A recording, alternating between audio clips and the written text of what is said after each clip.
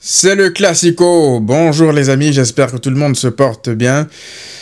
C'est enfin le Classico, ouais. Ce match que tout le monde attend chaque année, cette fois-ci, comme l'année dernière, hein, le match aller au Santiago Bernabéu. La vérité, j'ai l'impression que les deux équipes arrivent dans ce match-là avec limite le même état d'esprit. Parce que j'ai vu beaucoup de Madrilènes aussi, après leur match contre la Juventus, avoir un peu les mêmes discours que nous. Maintenant, il faut savoir faire la part des choses. Un Classico, ça reste un match totalement différent, totalement illogique. Il y a absolument tout qui peut se passer. Donc, je sais pas si la dynamique des équipes en vrai, si elle compte autant que ça. Parce qu'on a déjà vu ici plein de Classicos où l'une des deux équipes n'était pas forcément en forme ou dans une bonne dynamique et arrivait quand même à s'imposer derrière. Maintenant, c'est vrai que le Barça, en règle générale, quand on n'est pas dans une bonne dynamique, c'est très rare qu'on gagne dans un Classico. Il faut vraiment qu'on enchaîne de bonnes performances dans le contenu, les matchs qui viennent avant, pour se mettre en confiance avant le Classico et puis le gagner derrière. Donc, et puis, je trouve que c'est devenu rare maintenant de voir et le Barça et le Real, les deux vraiment en très grande forme avec un Classico. Parce que la saison dernière, on va pas se mentir, le Real Madrid c'était très moyen, le Barça était très fort. Les saisons d'avant, le Barça était très faible et le Real Madrid était au-dessus. Donc je sais plus c'est quand la dernière fois, honnêtement, qu'on a vu un Classico où, voilà, avant le début du match, les deux équipes arrivent en pleine bourre. Je me rappelle par exemple du Classico, la Manita, le 5-0, l'a infligé à Mourinho. Le Real arrivait, voilà, avec beaucoup de confiance, ils avaient gagné aussi des matchs de manière convaincante, le Barça pareil, jusqu'à ce que Mourinho disait oui, c'est vrai qu'ils ont mis, je sais pas, si un 5-0 à une équipe milieu de tableau, il a dit on va voir s'ils seront capables de nous mettre 5 buts.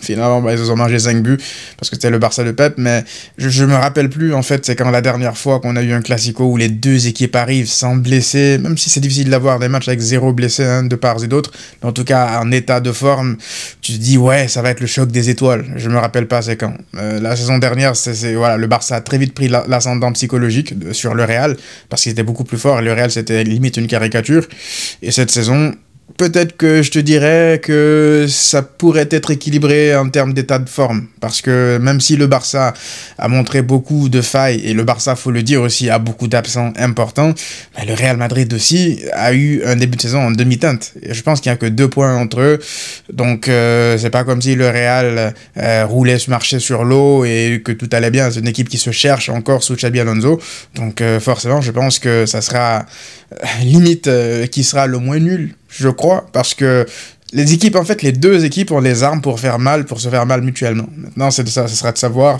laquelle sera la plus réaliste, en fait. Avant d'aller plus loin, cette vidéo est sponsorisée par mon partenaire Redfood, site de vente de maillots en ligne. Ils m'ont fait parvenir ce survêtement que vous pourrez trouver sur leur site. Si vous achetez 3 articles, ils vous offrent un maillot supplémentaire de votre choix gratuitement. Si vous achetez 5 articles, ils vous offrent 2 maillots supplémentaires de vos choix gratuitement. La procédure pour avoir les maillots gratuits se trouve actuellement à l'écran ou alors en description. Et si vous utilisez le code de réduction MASSIAN, vous aurez 18% de rabais sur la totalité de vos achats. Encore une fois, tous les détails en description, les amis. Si vous me posez la question à moi, je vous dirais que le Barça n'arrive pas à favori, naturellement. Je pense que le Real, ils sont leaders, ils arrivent avec cette confiance-là d'être leaders. Le Real, si vous leur posez la question, ils vous diront là, pour la plus grande partie de leurs supporters, que c'est pas parce qu'ils sont leaders qu'ils arrivent malgré tout en confiance, surtout après leur match contre la Juventus. Voilà, c'est pas très convaincant dans le jeu, ils concèdent quand même pas mal de grosses occasions aussi, des face-à-face. Maintenant, moi, la grosse question que j'aurais pour ce match-là, mais ça serait de savoir qu'est-ce que Xabi Alonso va faire. Parce que le Flick, on sait très bien ce qu'il va faire. Flick va pas se renier, Flick va venir jouer haut, il va venir presser haut, il va venir mettre sa ligne du hors-jeu à côté de Courtois, on le sait. C'est un petit Flick qui va jamais se renier. Par contre, pour Xabi Alonso, je sais pas, pour vous dire la vérité. Parce que ça se trouve, Xabi Alonso, il va venir jouer bloc bas et transition. Et à ce moment-là, je pense qu'il pourrait faire très mal au Barça. Ce Barça-là, sur les transitions, il y a beaucoup trop d'espace derrière. Maintenant, c'est pas impossible non plus que Xabi Alonso décide de jouer haut et qu'il fasse mal aussi au Barça, parce qu'on a vu des équipes qui sont bien organisées tactiquement, qui savent presser, qui sont venues chercher le Barça assez haut, comme le FC Séville notamment, lors de la dernière journée à l'extérieur de Liga. ils ont fait très très très très mal au Barça. Donc, je sais pas quel plan de jeu Xabi Alonso va adopter, quelle sera sa tactique, mais je sais pas aussi, la vérité, si on doit être tout à fait honnête, si le Real Madrid est en mesure de presser collectivement, comme l'a fait par exemple le FC Séville au Sánchez Pizjuán. Je sais pas s'ils sont capables de mettre en difficulté le Barça sur certaines séquences de pressing comme l'Olympiakos l'a fait. Là, on parle de l'Olympiakos. Hein. L'Olympiakos, c'est juste qu'ils étaient un minimum organisé tactiquement. Ils ont embêté le Barça parfois dans les sorties de balles. Donc oui, je pense qu'il y a vraiment beaucoup de questionnements par rapport à ça. Tout, en fait, dépend de Xabi Alonso. Moi, je pense qu'il va essayer d'alterner les deux. Il va essayer d'alterner bloc haut, pressing haut. Et puis, par séquence, lorsque le Barça réussira à battre le bloc haut sur une sortie de balle réussie, allez, bloc médian, voire bloc bas, pour essayer de défendre et essayer de partir en contre. Parce que contre la Juventus était très, très, très faible, on va pas se mentir. Malgré tout, la Juventus a eu beaucoup d'occasions d'ouvrir le score et même d'égaliser. Et c'est ça le truc avec le Real. Ça ne date pas d'aujourd'hui, ça ne date pas d'hier, on le sait depuis de longues années. Le Real Madrid, si tu ne les tues pas, si tu n'as pas les occasions, si tu as les occasions, tu ne les mets pas au fond, ils vont te tuer. Et ils vont te tuer. Nous, je pense qu'on est très très bien placés pour le savoir. Donc, je pense qu'il va falloir être clinique. Et quand on parle d'être clinique, je pense à qui? Je pense au potentiel retour de Rafinha. Je ne pense pas que Flick le fera débuter, même s'il revient de blessure. Même Ferran Torres, son absence, elle s'est fait ressentir de fou. Mais j'ai pas envie de me cacher. Hein. S'il y a un potentiel contre-performance, défaite ou quoi que ce soit, je vais pas me cacher derrière les blessures. Parce que, oui, c'est vrai que nous, on part avec ce désavantage-là. Le Real, ils vont récupérer quasiment tous leurs blessés. Mais je le dis tout le temps.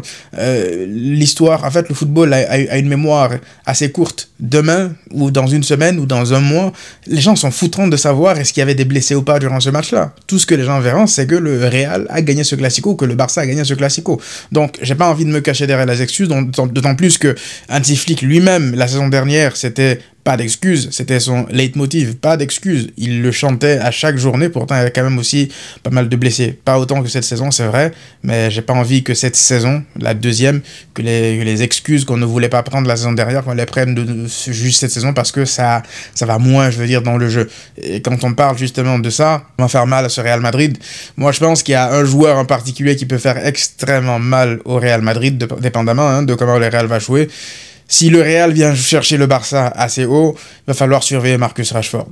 Marcus Rashford, il est revenu. Je sais qu'il y a beaucoup encore dans la communauté qui sont dubitatifs, qui se disent oui, mais il fait pas encore beaucoup de crochets, de combinaisons, d'éliminations, patati patata. Je vous ai dit, Marcus Rashford, moi, je l'attends sur la finition, sur les appels, sur la profondeur. Et depuis qu'il est arrivé au Barça, le Barça a affronté beaucoup de blocs bas. Et étrangement, à chaque fois que le Barça a affronté des équipes qui laissaient des espaces derrière, il s'est régalé.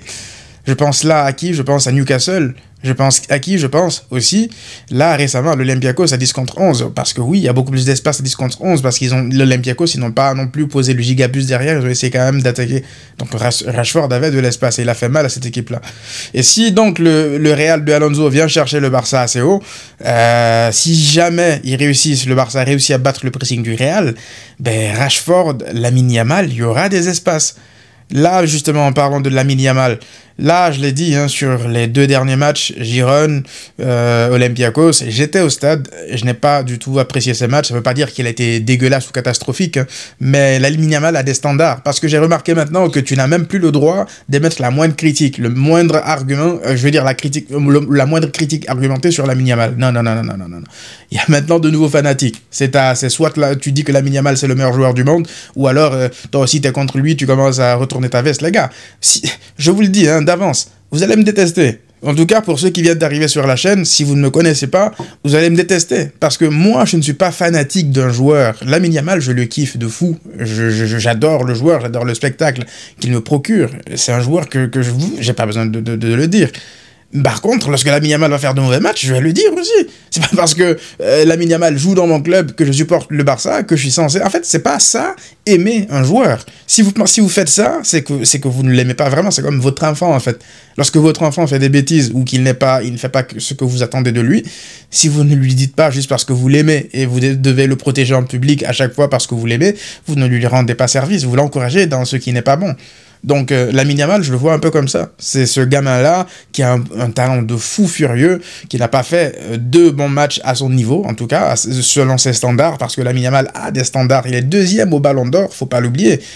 Donc, je peux pas me contenter de goal assist, un péno, une passe, on va dire, où il n'avait pas trop le choix de donner le ballon à Fermin, et dire que son match est réussi pour ça. Moi, on connaît Lamine Yamal, les gars. Arrêtez, ne baissez pas vos standards pour le gamin. Certes, c'est un gamin, il a 18 piges, mais aujourd'hui, il est plus considéré comme un gamin de 18 piges parce que c'est un mec qui était prétendant au Ballon d'Or. C'est malheureusement comme ça, c'est la vie, c'est le foot. Donc, j'attends une réaction de Lamine Yamal. Ce qui me rassure aussi, c'est que Lamine Yamal, en règle générale, dans les gros matchs, il est très souvent présent. Il sera très rarement dans les gros matchs. Et d'ailleurs, Flick le disait que pour le Classico, il s'inquiète pas trop. Lamine Yamal, il répond toujours présent dans les gros matchs.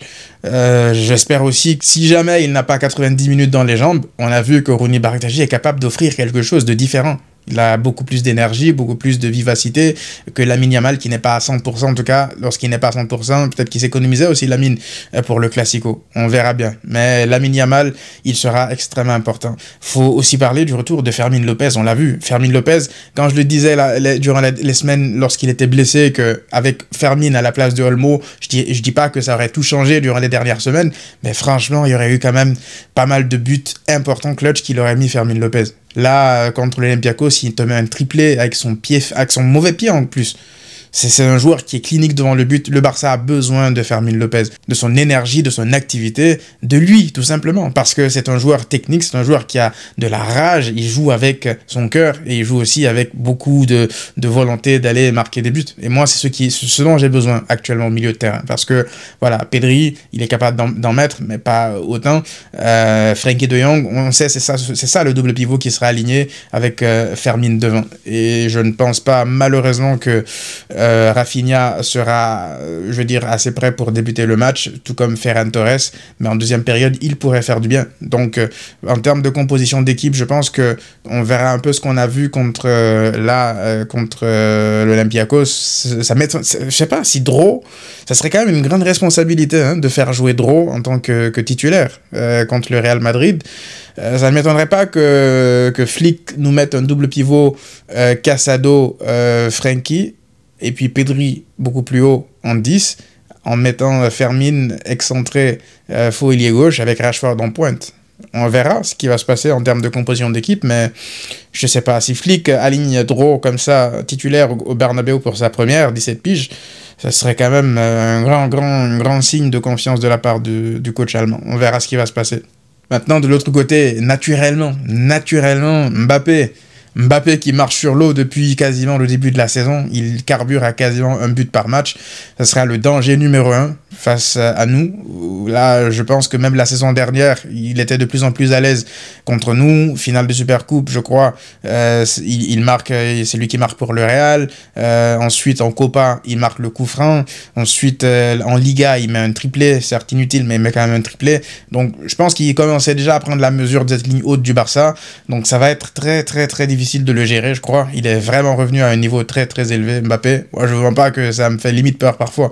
Maintenant, tout dépendra aussi de comment on gère derrière. Mais en parlant de ça, l'absence de Johan Garcia aussi, elle nous fait mal. Quand eux, ils ont Courtois, toi, t'as Chesney dans les buts. C'est vrai que Courtois, il a tendance à encaisser beaucoup de buts en règle générale contre le Barça, mais on l'a vu encore là contre la Juventus. Combien de fois il sauve le Real? Donc Chesney, on sait que voilà, relance au pied, relance à la main, c'est difficile. Il panique à chaque fois qu'il a le ballon. Ses neurones se touchent, il y a une masse parfois dans sa tête. On ne sait pas ce qui se passe avec lui. Peut-être qu'il a encore un pot de cigarette en plein match. C'est pas impossible. Mais toujours est-il qu'il n'est pas du tout rassurant. Moi, je l'ai vu du stade comme ça de près. Ça fait peur, hein. Ça fait très peur. Donc, Chesney, ça sera forcément un handicap. Je pense que ça sera quasiment un tir, un but. Hein. Donc, impossible qu'on garde notre cage inviolée au Bernabéu là-bas. Impossible. Donc, il faut partir avec l'idée sur laquelle tu commences quasiment le match à 1-0 sur du Mbappé, parce que Mbappé, encore une fois, il carbure à quasiment un but par match. Et puis, il faudra compter sur tes offensifs pour marquer des buts. Hein. Si tu veux et si tu dois gagner ce match, tu dois marquer des buts. Il n'y a pas d'autre solution. Tu dois marquer des buts parce que le Real, je pense qu'ils en mettront. Mais moi, c'est pas tant le fait que Courtois soit là et tout pour sauver le Real, parce que je l'ai dit, en règle générale, Courtois, je sais pas quelle malédiction il a contre nous, mais il se mange souvent beaucoup de buts contre nous. Donc moi, c'est pas tant Courtois qui m'inquiète, c'est plus aussi le fait que le danger peut venir un peu de partout. Maintenant, au Real Madrid, avec Arda Güler qui a beaucoup plus de la confiance de son coach, Xabi Alonso, avec Vinicius qui est un peu intermittent. Parfois, il est très bon, parfois, il est dégueulasse. Il a été plus dégueulasse que bon cette saison, mais quand il était bon, il a quand même sauvé le Real, notamment contre la Juventus récemment, là. Et puis il y a Tappingham qui est revenu avec ses tapines, avec ses rebonds offensifs. Faudra faire attention à lui parce que ce sera une présence supplémentaire dans leur surface. Donc ouais, on aura quand même pas mal de choses à gérer durant ce match, la vérité. Je n'ai aucune idée du déroulé, de la physionomie, de qui va dominer.